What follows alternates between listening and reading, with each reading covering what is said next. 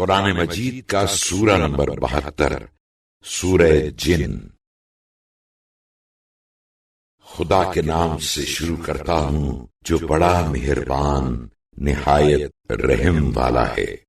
اے رسول صلی اللہ علیہ وآلہ وسلم، لوگوں سے کہہ دو کہ میرے پاس وحی آئی ہے کہ جنوں کی ایک جماعت نے قرآن کو جی لگا کر سنا تو کہنے لگے کہ ہم نے ایک عجیب قرآن سنا ہے جو بھلائی کی راہ دکھاتا ہے، تو ہم اس پر ایمان لے آئے، اور اب تو ہم کسی کو اپنے پروردگار کا شریک نہ بنائیں گے۔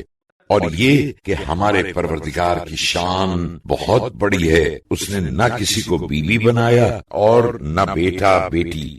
اور یہ کہ ہم میں سے بعض بے وقوف خدا کے بارے میں حد سے زیادہ لغو باتیں بکا کرتے تھے، اور یہ کہ ہمارا تو خیال تھا کہ آدمی اور جن خدا کی نسبت جھوٹی بات نہیں بول سکتے، اور یہ کہ آدمیوں میں سے کچھ لوگ جنات میں سے بعض لوگوں کی پناہ پکڑا کرتے تھے، تو اس سے ان کی سرکشی اور بڑھ گئی۔ اور یہ کہ جیسا تمہارا خیال ہے ویسا ہی ان کا بھی اعتقاد تھا کہ خدا کسی کو ہرگز دوبارہ زندہ نہیں کرے گا۔ اور یہ کہ ہم نے آسمان کو ٹٹولا تو اس کو بھی بہت قوی نگہبانوں اور شولوں سے بھرا ہوا پایا، اور یہ کہ پہلے ہم وہاں بہت سے مقامات میں باتیں سننے کے لیے بیٹھا کرتے تھے، مگر اب کوئی سننا چاہے تو اپنے لیے شولہ تیار پائے گا۔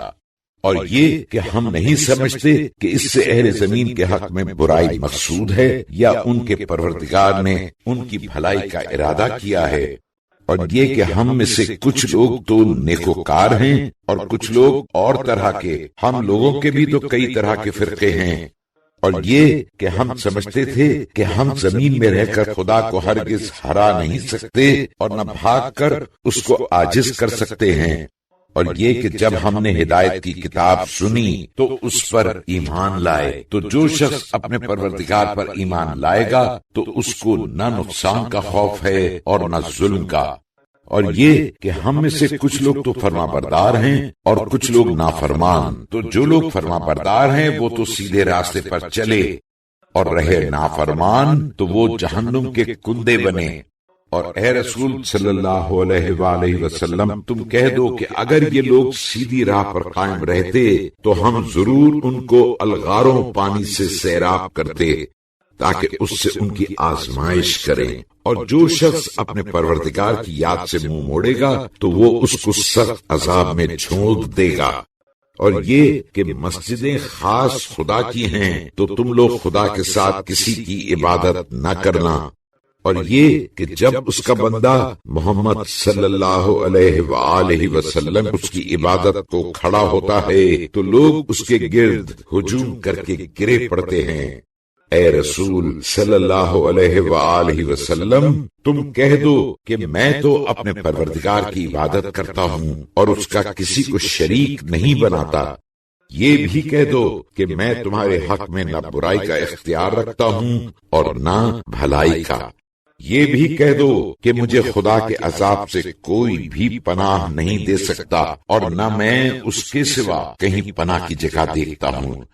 خدا کی طرف سے احکام کے پہنچا دینے اور اس کے پیغاموں کے پہنچانے کے سوا کچھ نہیں کر سکتا، اور جس نے خدا اور اس کے رسول کی نافرمانی کی تو اس کے لیے یقیناً جہنم کی آگ ہے جس میں وہ ہمیشہ اور ابد الآباد تک رہے گا،